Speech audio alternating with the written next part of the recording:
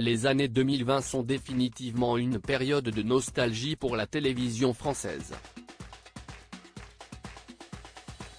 Le petit écran a décidé de faire place non pas à de nouveaux programmes mais au grand retour d'émissions cultes.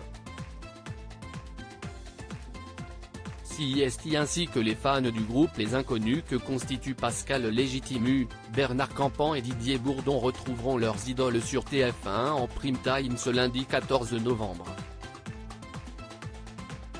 Des retrouvailles très attendues qui leur ont demandé un sacré travail. Si les trois stars avaient déjà évoqué un possible comeback sous le feu des projecteurs, la nature de ce retour n'avait jamais été évoquée.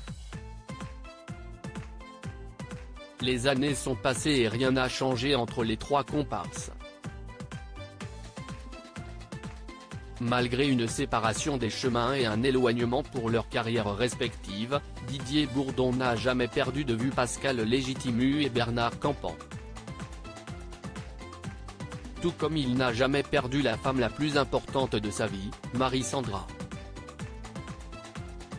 S'il n'avait plus ses plus fidèles complices à ses côtés chaque jour pour écrire des sketchs et poursuivre son parcours au cinéma, Didier Bourdon a pu compter sur la présence, le soutien et l'amour de sa compagne. Le parcours a pourtant été semé d'embûches et était loin d'être gagné.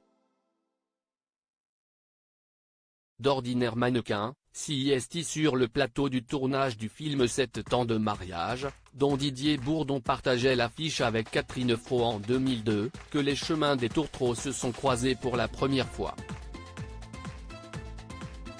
Pour autant, pas de coup de foudre ni d'émballement immédiat. Il aura fallu attendre quelque temps pour que le couple fasse ses premiers pas d'amoureux.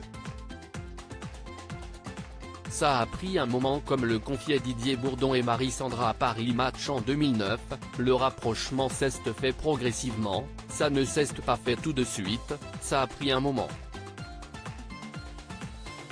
L'acteur rajoutait, on s'est vu, puis plus vu, je pensais que c'était fini, je me répétais en boucle, pas grave, t'en trouveras d'autres.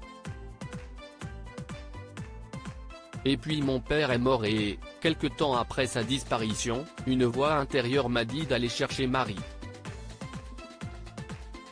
CIST très étrange. Comme si mon père m'avait donné la force.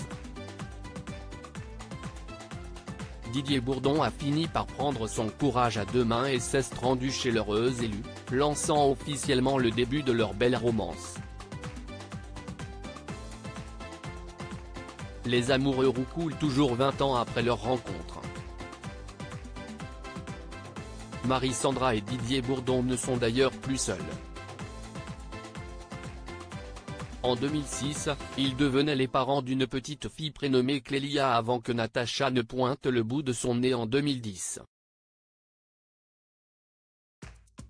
Les deux adolescentes âgées de 16 et 12 ans désormais ne sont plus des bébés, au grand regret de leur papa. Didier Bourdon n'a d'ailleurs pas hâte que le temps passe encore plus, avec mes filles CIST super, mais quand elles viendront avec leurs copains. J'aimerais moins rire. CIST certain, Didier Bourdon et les fameux copains ne rejoueront pas les trois frères.